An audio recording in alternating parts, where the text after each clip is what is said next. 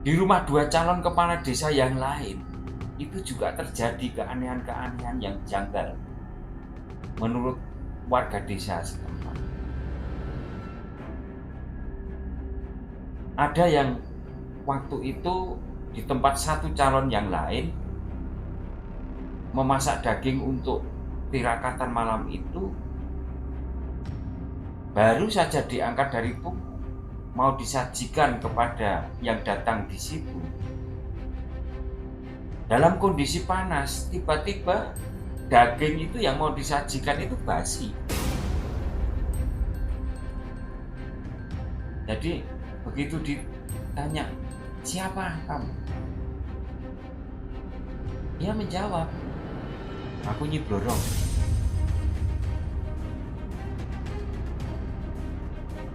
Sing manggon neng kali kulon desa. Jadi dia bilang bahwa dia itu Nyi Blorong yang tinggal di sungai yang ada di sebelah barat desa. Dan dia mengaku menjadi salah satu dari perewangan atau yang diminta bantuan seseorang. Dan katanya dijanjikan imbalan.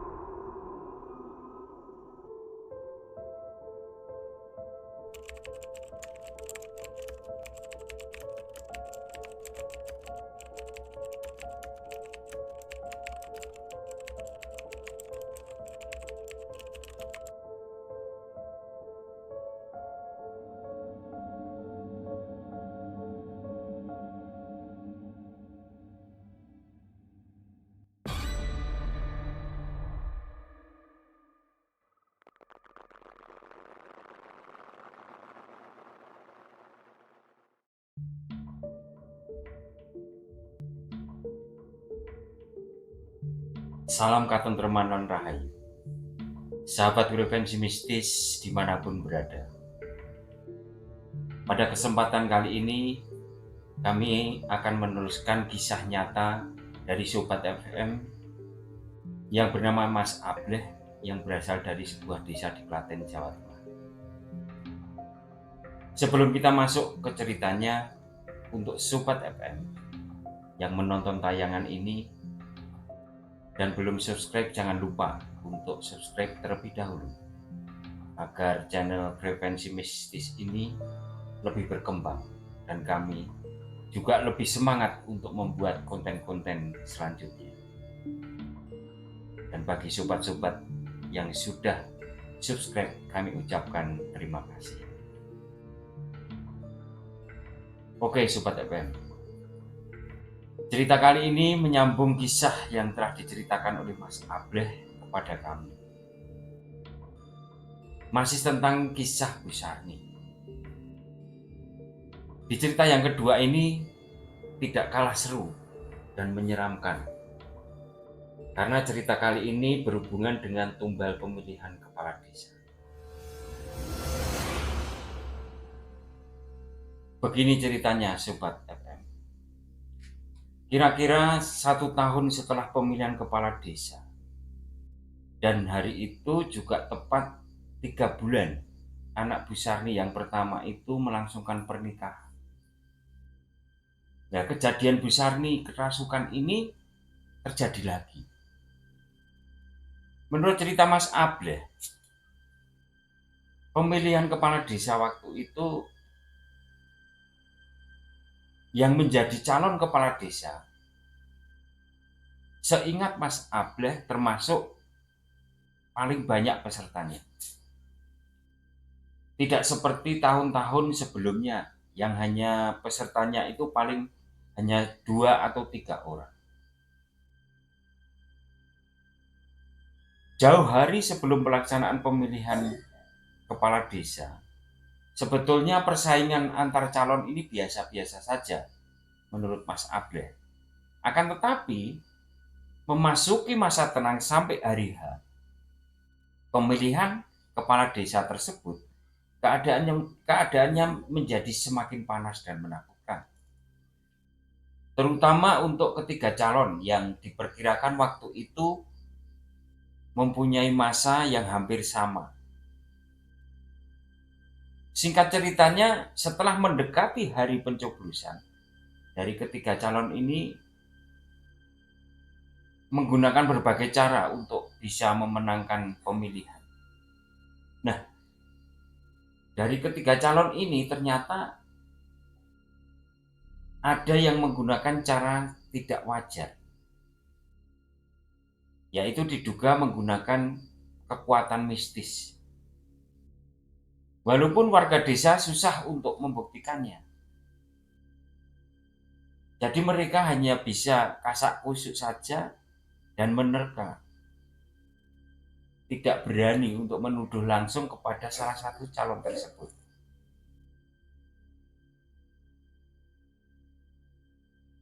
Banyak kejadian-kejadian yang tidak wajar dan aneh menurut warga desa setempat. Karena pada malam pemilihan itu, kejadian-kejadian di luar nalar manusia mulai terasa. Dan kebetulan kakak dari Mas Ableh ini juga ikut maju dalam pemilihan. Dan Mas Ableh ini melihat sendiri kejadian-kejadian malam itu yang dianggap tidak wajar. Di rumah kakaknya, Mas Ableh menceritakan dari pagi sampai malam. Itu ramai orang dan pendukung-pendukungnya yang pada datang ke situ baik untuk koordinasi dan juga tirakatan pada malam itu. Nah, kejadian aneh itu terjadi pas jam 12 malam. Ada salah satu kader dari kakaknya ini yang kerasukan. Tiba-tiba ia teriak-teriak dan ngamuk. Lari keluar rumah menuju ke kebun yang ada di samping rumah kakaknya Mas Ableh ini. Sampai larinya itu nggak terkendali. Padahal di kebun itu banyak sekali pohon-pohon.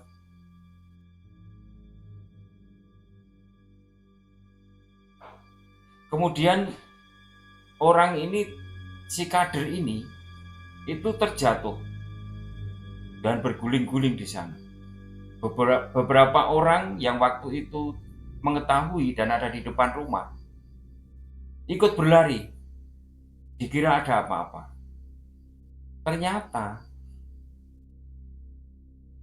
si kader ini sedang kerasukan.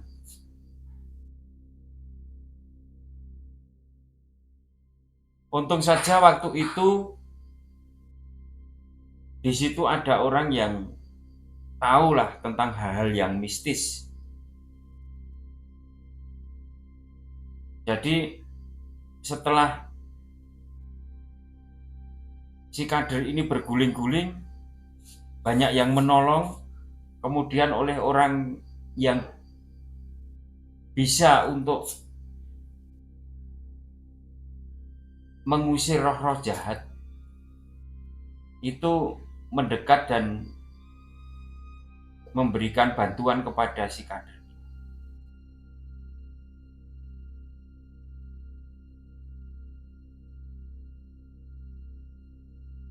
Setelah dirawat dan diberi doa-doa oleh yang memberi bantuan untuk mengusir roh jahat ini, saat kemudian orang itu tersadar kembali. Namun setelah kejadian itu, suasana rumah di kakak Mas Ableh ini menjadi sepi, termasuk suasana desa. Jadi malam itu banyak orang merasa bahwa desa itu seperti desa mati. Padahal menurut orang-orang yang masih ada di situ, di rumah kakak Mas Ableh ini masih ramai sekali orang. Itulah yang membuat aneh, kenapa suasananya menjadi mencekam gitu. Selanjutnya kejadian ini ternyata tidak hanya terjadi di rumah kakaknya Mas Ableh. Di rumah 2 calon kepala desa yang lain, itu juga terjadi keanehan-keanehan yang janggal menurut warga desa setempat. Ada yang waktu itu di tempat satu calon yang lain memasak daging untuk tirakatan malam itu, baru saja diangkat dari tungku, mau disajikan kepada yang datang di situ.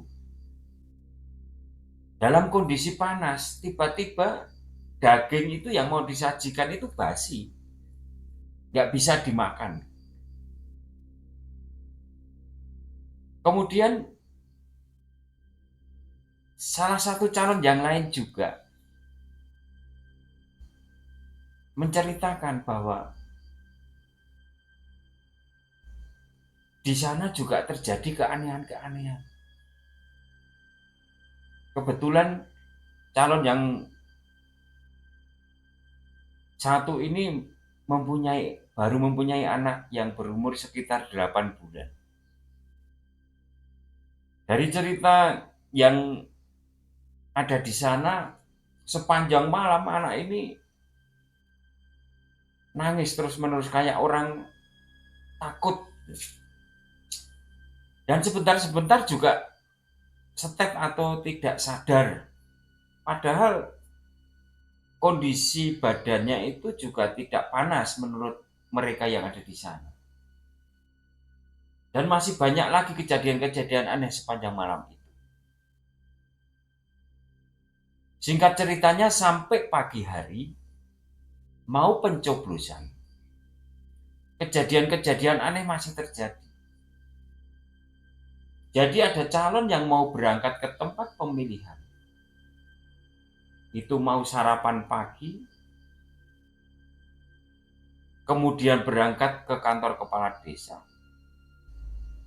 Tiba-tiba dia baru mengambil nasi dari Magicom yang dalam keadaan panas, itu juga basi.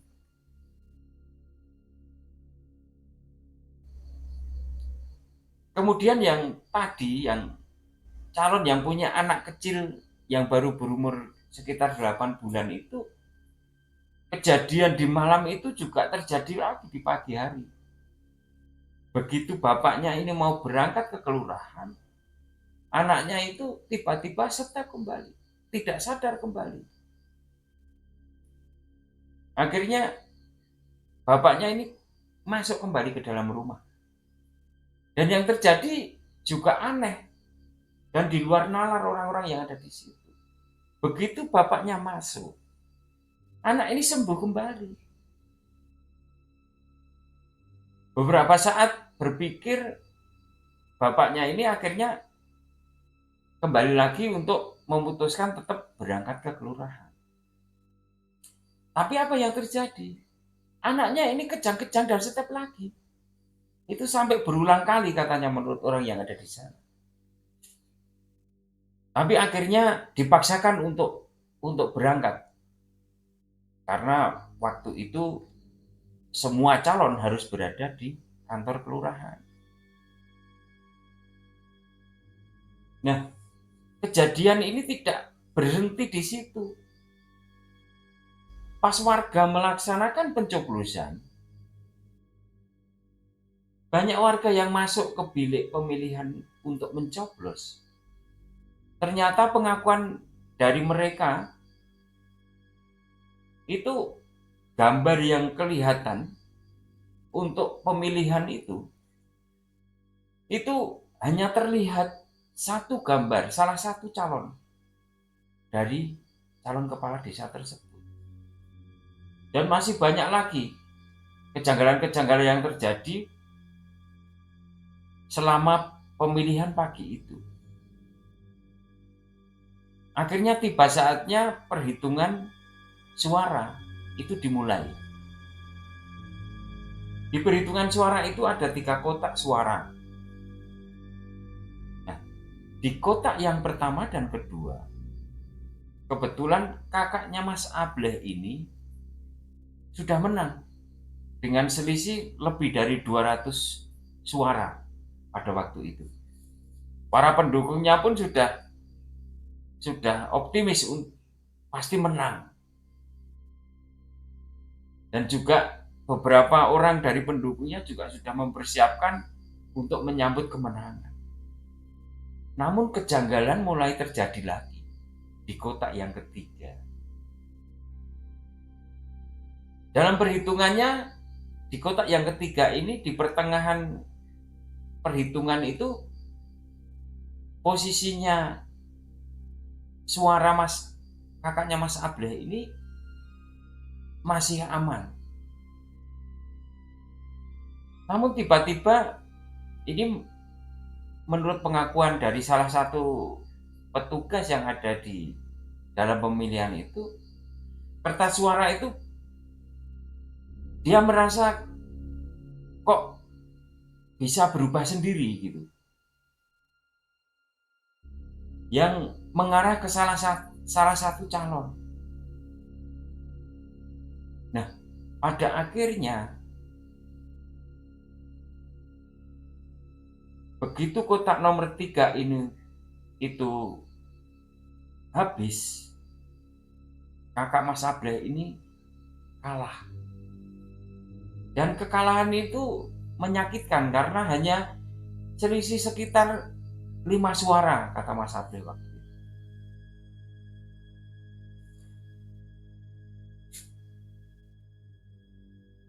Selanjutnya pemilihan sudah selesai.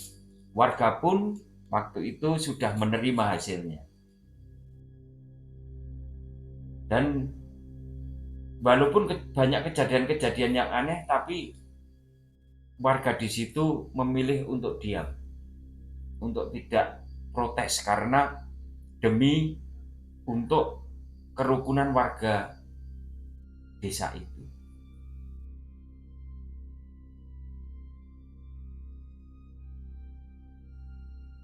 Warga desa itu kembali hidup normal setelah ada kepala desa yang terpilih. Nah, 3 bulan setelah pelantikan kepala desa, ternyata masih ada kejadian-kejadian di luar nalar. Salah satunya waktu itu, menurut cerita Mas Ableh, ada warga desa yang meninggal tiba-tiba dan tidak sakit sebelumnya. Kebetulan yang meninggal ini pendukung dari kepala desa yang terpilih. Warga kembali menghubung-hubungkan meninggalnya orang ini. Wah, ini pasti menjadi tumbal kepala desa yang terpilih. Karena mengingat kejadian-kejadian dari pemilihan desa itu sampai perhitungan terakhir itu. Nah, namun warga desa ya kembali lagi hanya berani kasak kusuk saja.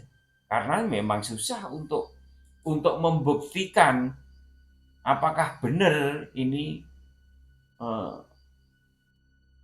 kepala desa yang terpilih ini benar-benar minta bantuan gaib atau minta bantuan mistis yang meminta tumbal. Kemudian selang sekitar 1 bulan dari kejadian yang orang meninggal yang pertama ini, ada lagi yang meninggal. Walaupun waktu itu disebabkan karena jatuh dari naik sepeda. Namun yang meninggal ini lagi-lagi adalah kader utama dari kepala desa yang terpilih. Nah, di situ warga desa semakin heboh lagi membicarakan tentang hal-hal yang mistis dan tumbal itu. Padahal sebetulnya sudah sedikit mereda karena sudah 3 bulan berlalu, 4 bulan berlalu. Singkat ceritanya, Mas Ableh ini menghitung dalam setahun kepemimpinan kepala desa baru ini ada sekitar 5 orang yang meninggal. Tidak wajar menurut dari beberapa warga yang tinggal di situ. Termasuk ada salah satu perangkat desa yang juga meninggal. Entah benar atau tidak, tapi banyak warga desa kembali lagi menduga bahwa yang meninggal ini semuanya karena semuanya berhubungan dan semuanya itu pendukung kepala desa yang sudah terpilih.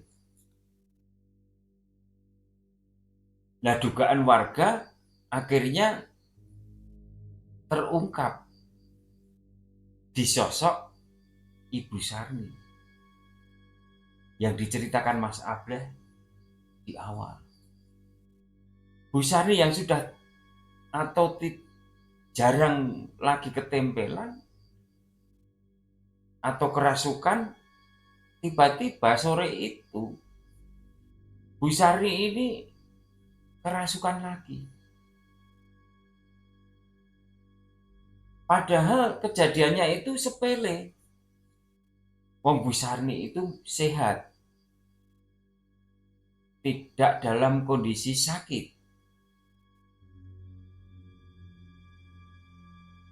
Jadi waktu itu Bu Sarni itu di siang hari habis menolong tetangganya yang tabrakan naik sepeda ontel di perempatan samping rumahnya.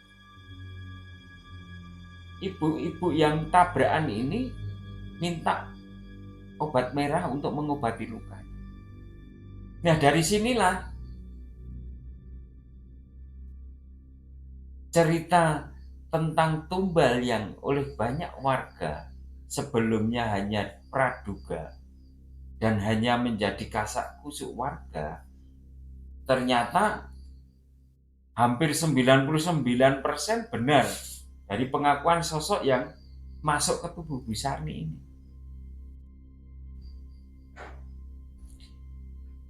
Karena kerasukan Bu Sarni kali ini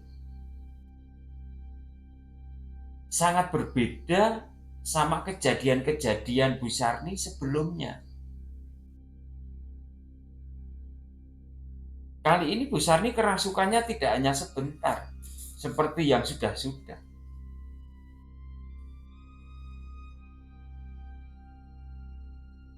Menurut Mas Ableh, Bu Sarni ini kerasukan itu dari sore sekitar pukul 5 sampai malam berikutnya. Jadi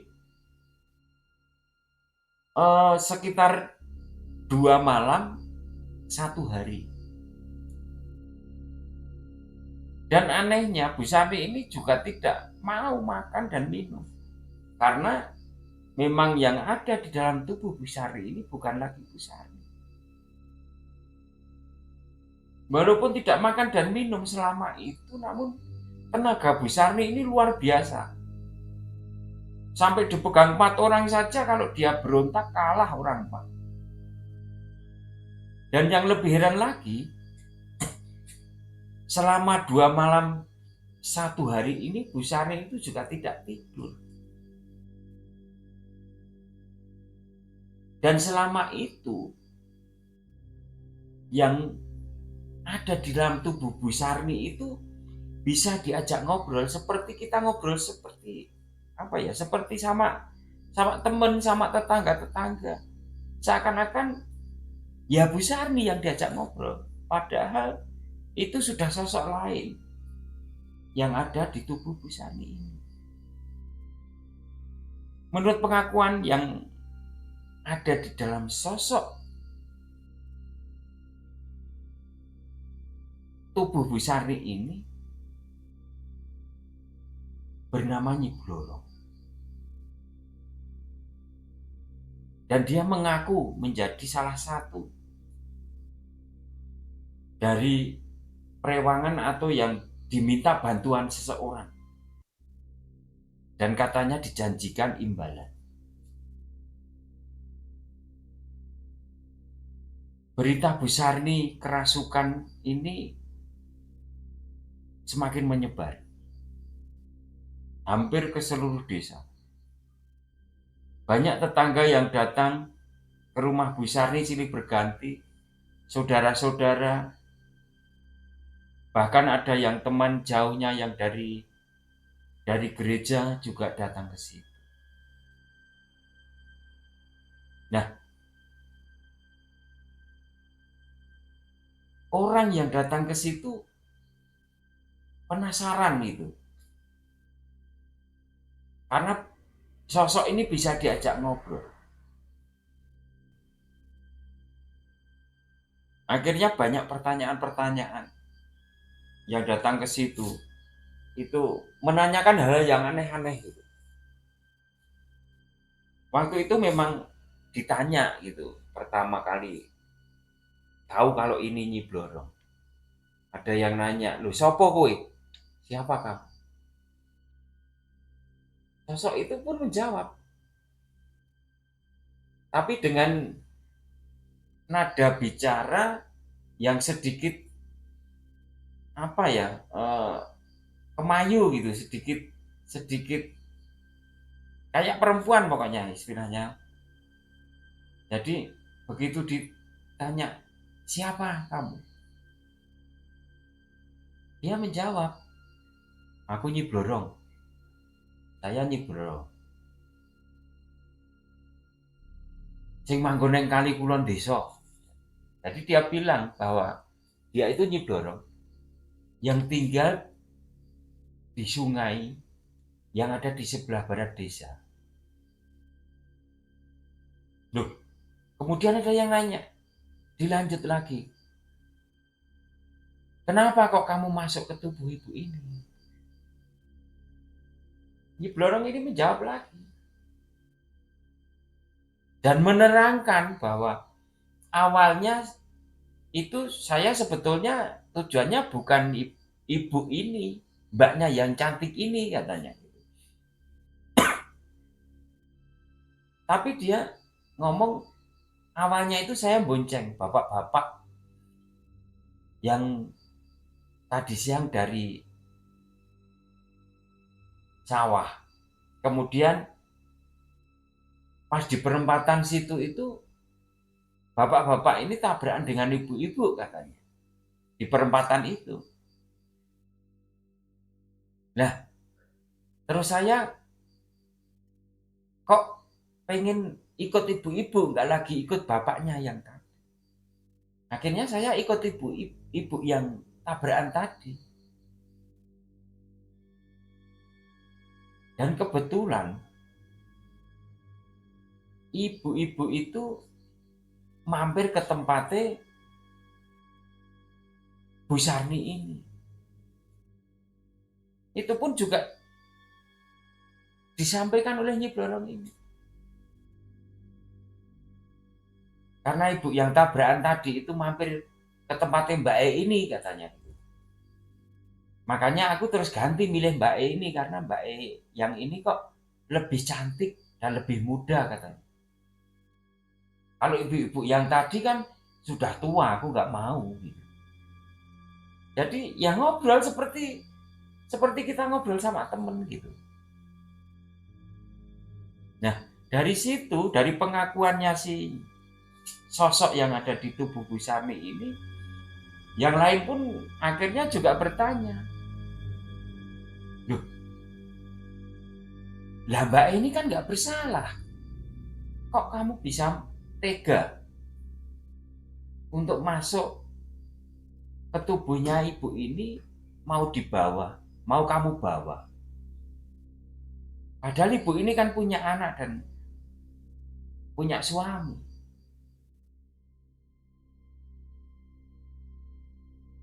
Begitu digitu kan, Nyi Blorong ini sosok itu jawab lagi juga. Nah aku suruh nyari sendiri kok. Ya aku nyari yang masih muda katanya. Kayak Mbak Eiki loh. Seperti mbaknya ini loh. Terus dia melanjutkan juga si Nyi Blorong ini. Kalau teman-temanku sudah dapat sendiri-sendiri. Karena sudah dijatah. Loh, ada yang kembali menanyakan, loh, lah memang berapa temenmu? Kok yang lain katanya sudah ada jatahnya? Nyi Blorong ini menjawab lagi, koncoku ono pitu, temanku itu ada 7, tapi yang 5 itu sudah dapat katanya.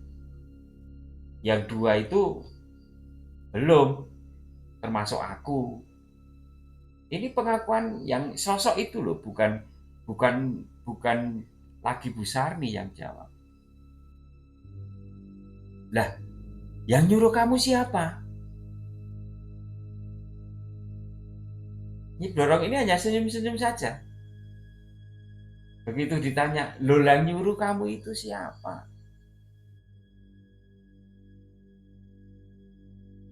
Dia tidak menjawab, tapi hanya senyum-senyum gitu. Malah senyum-senyum katanya. Nah kemudian warga melanjutkan lagi, saking penasarannya, dan warga yang ada di situ mulai, wah berarti benar ini tentang tumbal yang diminta bantuan oleh kepala desa yang terpilih. Akhirnya sampai ada yang bertanya menjurus ke kepala desa. Oh berarti kamu disuruh bantu pemilihan bupati ya? Sosok ini hanya geleng-geleng kepala. Dilanjutkan lagi, oh berarti kamu disuruh untuk membantu camat. Sosok ini juga hanya geleng-geleng kepala. Sampai akhirnya menjurus ke kepala desa. Oh berarti kamu disuruh untuk membantu pemilihan kepala desa ya? Nah di sini sosok ini tidak menggeleng lagi, tapi tidak menjawab, dia hanya tersenyum. Kemudian dia bilang, ya pokoknya ada gitu. Nah karena ini sudah semakin menjurus ke kasus pemilihan kepala desa. Pertanyaan selanjutnya dari yang masih ada di situ, oh kok kamu tidak ngambil keluarganya? Waktu itu warga sudah,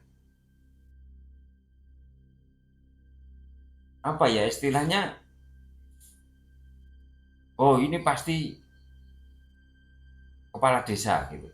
Makanya dia nanya, kok kamu nggak ngambil istrinya atau anaknya gitu.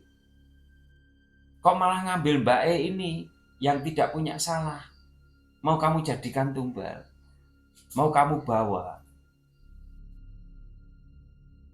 Nah sosok ini pun menjawab lagi, anak bojone wis jatahe koncoku.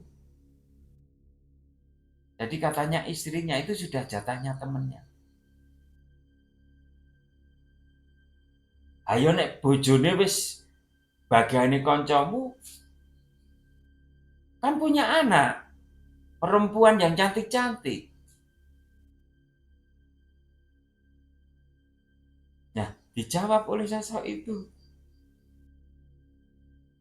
nek anake ora iso mergo ono sing jaga gitu. Jadi kalau anaknya katanya menurut si sosok Nyi Blorong ini, dia tidak bisa menjangkau anaknya. Ya mungkin karena sudah dipagari oleh yang si bapaknya itu. Akhirnya hari semakin malam, namun tetangga yang datang pun masih silih berganti. Saat itu baru pada nyadar, kok sosok yang ada di tubuh Bu Sarni ini belum juga ada tanda-tanda untuk keluar, untuk pergi. Karena biasanya seperti yang sudah-sudah, Bu Sarni ini kerasukan itu hanya sebentar.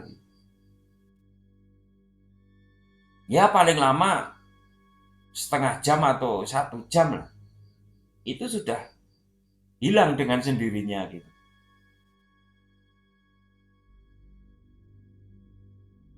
Begitu menyadari itu, keluarga dan beberapa orang yang ada di situ menyarankan untuk mencarikan orang pintar atau orang yang tahu hal-hal mistis untuk mengusir dan mengembalikan si Nyi Blorong ini ke asalnya. Akhirnya ada salah satu yang mencari orang yang memang tahu tentang itu. Kebetulan juga masih orang desa tersebut. Namun, begitu orang yang akan menyembuhkan Bu Sarni ini datang, tiba-tiba sosok yang ada di tubuh Bu Sarni ini ngomong, "Loh, iki bapak iki rak sing sok kungkum neng kali." Jadi bapaknya ini yang sering berendam di sungai katanya. Si Nyi Blorong itu. Mosok nggak kenal karo aku gitu.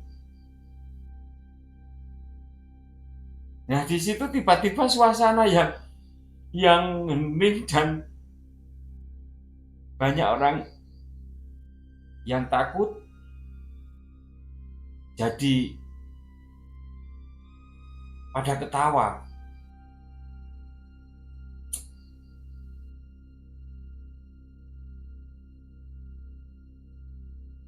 Kemudian bapak itu mulai mendekat ke Bu Sarni. Begitu mendekat, arep ngopo kowe? Mau ngapain kamu?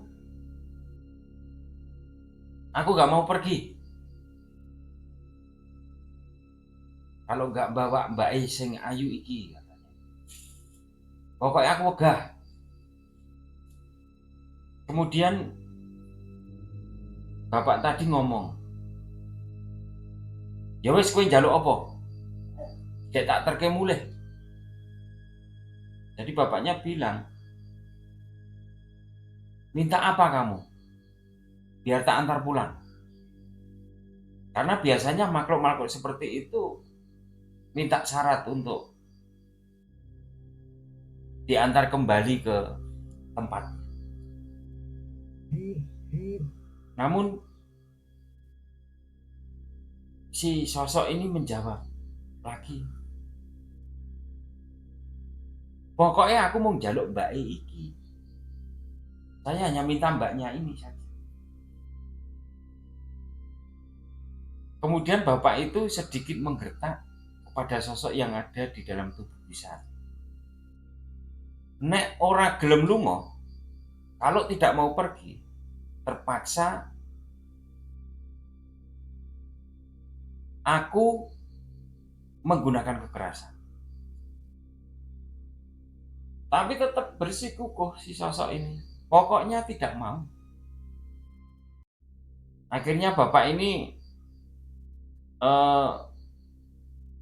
menyiapkan bunga yang sudah ditaruh di wadah toples yang ada airnya. Kemudian komat kamit nggak tahu, waktu itu kata Mas Sabreh, pokoknya sudah dijampi-jampi. Nah,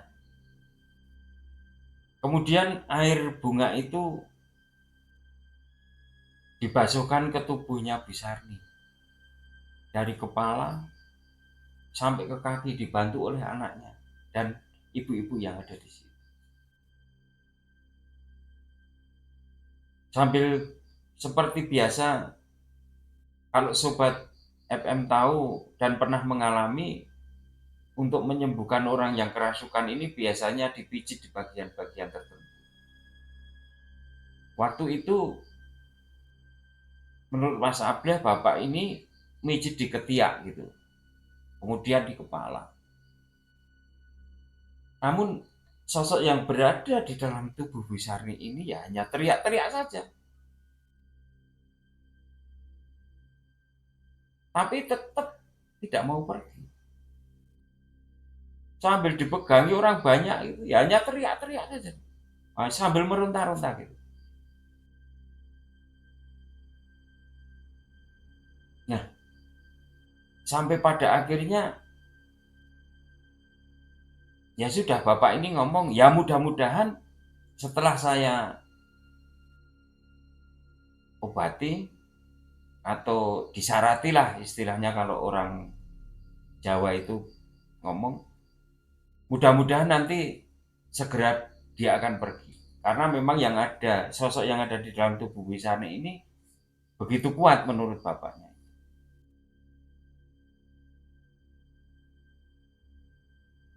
Setelah yang bapak ini pergi, suami dan anaknya yang serta semua orang yang ada di situ semakin tambah panik karena memang sosok di dalam tubuh Ibu Sarni ini tidak juga segera pergi. Kalau ini terjadi terlalu lama akan membahayakan Bu Sarni. Itu pikiran orang-orang yang ada di situ.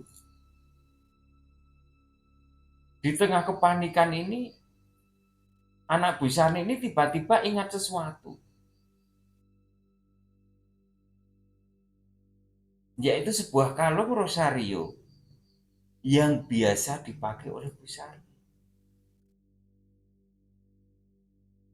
Kalung itu selama ini menurut anggapan dari anaknya dan juga suaminya, itu yang membuat Bu Sarni ini sudah hampir tidak pernah ketempelan atau kerasukan lagi.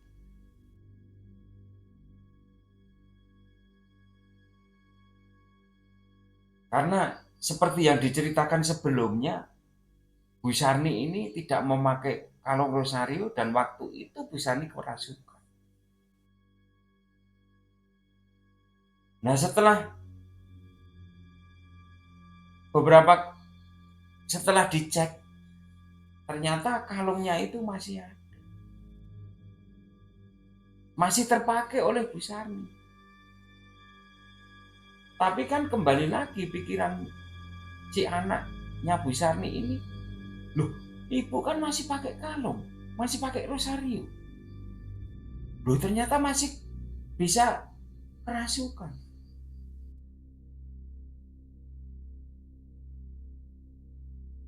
Sesaat kemudian tiba-tiba Bu Sarni ini nyolek anaknya yang ngecek kalungnya itu tadi. Sambil ngomong sosok ini ke anaknya, Mbok Iki. Jadi Bu Sarni ini Mbok ini itu sambil memegang rosario itu. Mbok ini dicopot gitu.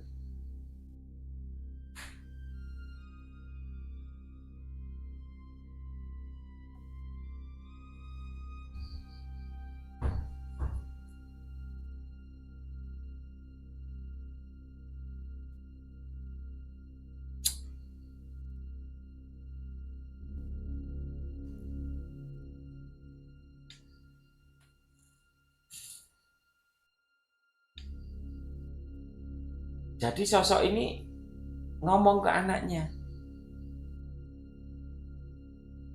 suruh nyopot kalung yang ada di lehernya. Karena dia bilang pengen bawa Mbak E yang ini. Tapi karena kalung yang ada di leher Bu Sarni itu, ternyata sosok ini tidak bisa membawa Bu Sarni.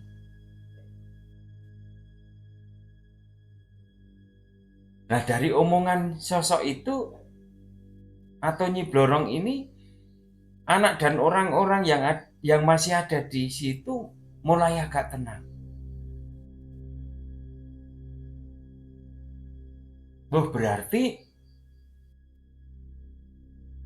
selama Rosario itu dipakai Bu Sarni, pikir mereka, dan tidak lepas dari tubuhnya, berarti Nyi Blorong ini tidak bisa membawa Bu Sarni.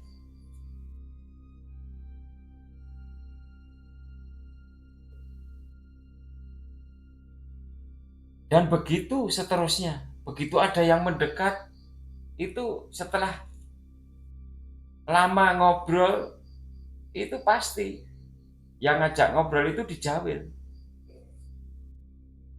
Dijawil sama Nyi Blorong ini atau sosok yang ada di tubuh Bu Sarni. Ya itu tadi, minta untuk melepaskan kalung, melepaskan rosario yang ada di lehernya Bu Sarni.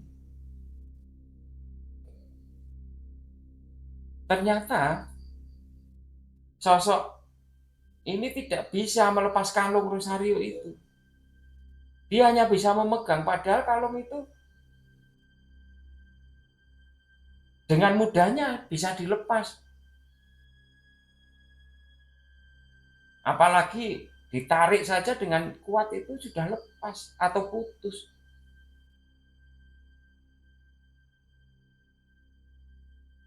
Tapi ya itu tadi, kembali lagi. Ternyata dia tidak bisa.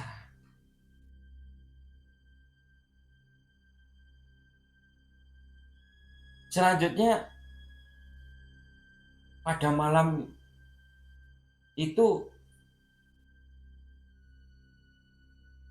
keluarga dan sanak famili ya hanya memutuskan untuk menemani Bu Sarni sambil pada berdoa memohon kekuatan untuk Bu Sarni dan berharap bahwa sosok Nyi Blorong ini segera keluar. Namun sampai pagi hari kondisinya masih sama. Dan setiap ada orang yang mendekat ke situ, si sosok ini pasti minta tolong untuk melepaskan kalung, melepaskan rosario dari tubuhnya. Setelah pagi hari, kekhawatiran baru mulai muncul lagi. Karena Bu Sarni ini sepanjang malam sudah tidak tidur, dikasih makan tidak mau, dikasih minum tidak mau. Kondisinya menurut yang ada di situ pasti akan semakin ngedrop, semakin ngedrop.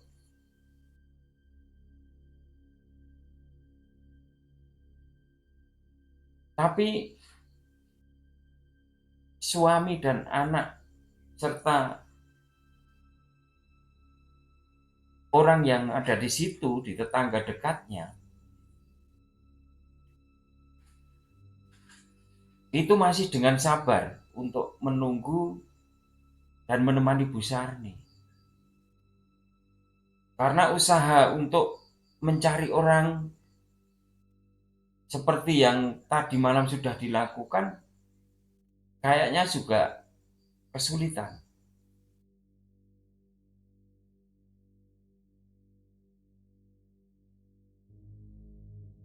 Pagi menjelang siang, kondisinya masih tetap sama.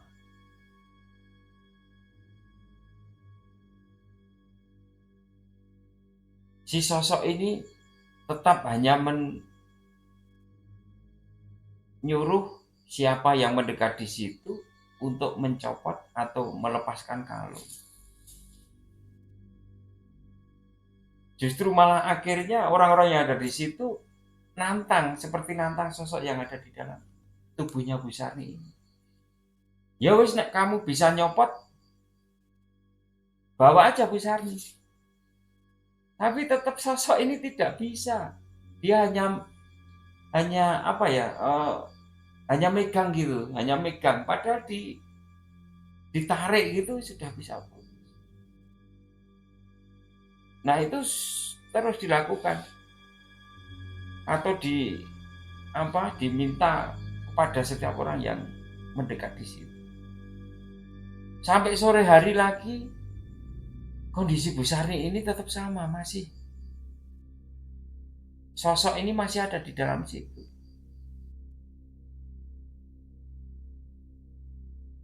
Keluarga dan sanak saudara Bu Sarni ini hanya bisa pasrah karena segala upaya sudah diusahakan, tapi sosok ini tidak mau keluar.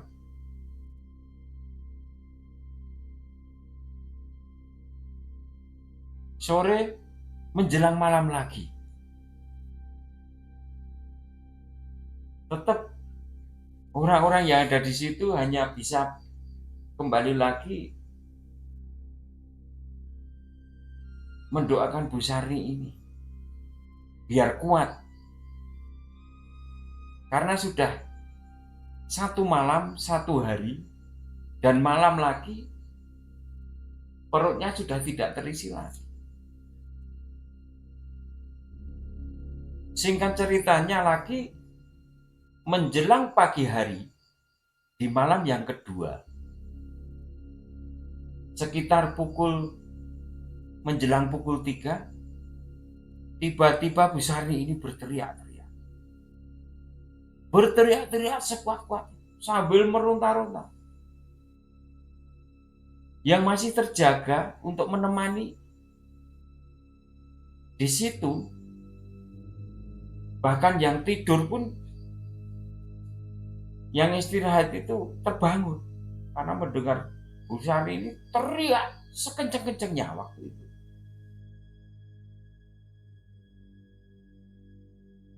Nah, akhirnya semua mendekat Bu Sarni sambil memegangi Bu Sarni.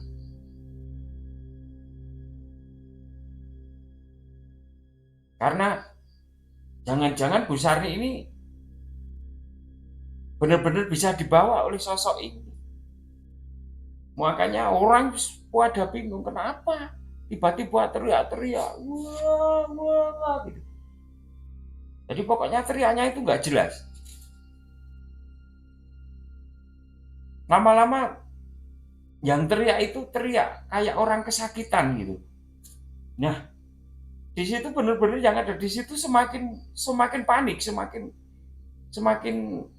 apa ya, pikirannya sudah yang aneh-aneh gitu. Wah, jangan-jangan benar ini Bu Sarni akan dibawa.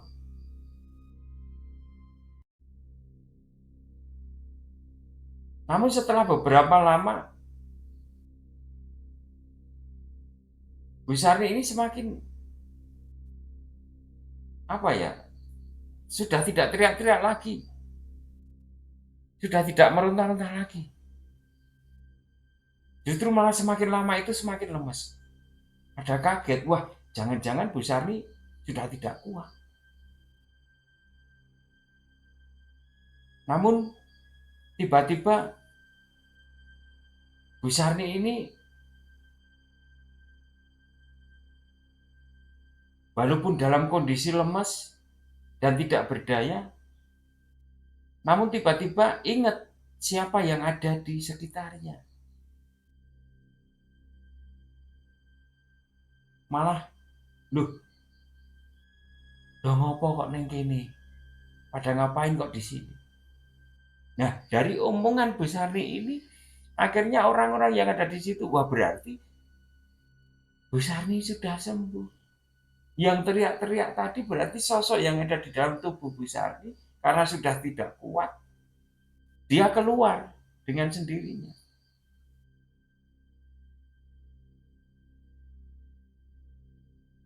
Nah, semenjak itu akhirnya semua yang ada di situ berupaya untuk ngasih minum, ngasih makan, dan setelah itu Bu Sarni benar-benar sudah terbebas dari sosok Nyi Blorong ini. Demikian Sobat FM, cerita dari Mas Ableh. Dan untuk menutup ceritanya ini, Mas Ableh menyampaikan bahwa sampai saat ini dan cerita ini saya sampaikan ke Sobat FM, Bu Sarni ini sudah hidup dengan penuh kebahagiaan. Karena saat ini Bu Sarni sudah punya 2 cucu yang lucu-lucu. Kisah inilah Sobat yang diceritakan Mas Ableh kepada kami secara lengkap. Semoga kisah ini bisa menghibur Sobat FM, dan semoga kisah ini juga bisa kita ambil hikmah dan bisa kita ambil pelajaran di dalamnya. Mohon maaf apabila ada salah-salah kata. Sampai jumpa pada cerita-cerita berikutnya, dan apabila Sobat FM ada pengalaman dan cerita mistis, bisa dikirimkan ke kami untuk bisa kami ceritakan kembali ke Sobat FM yang berada di mana. Salam katentreman lan rahayu. Terima kasih.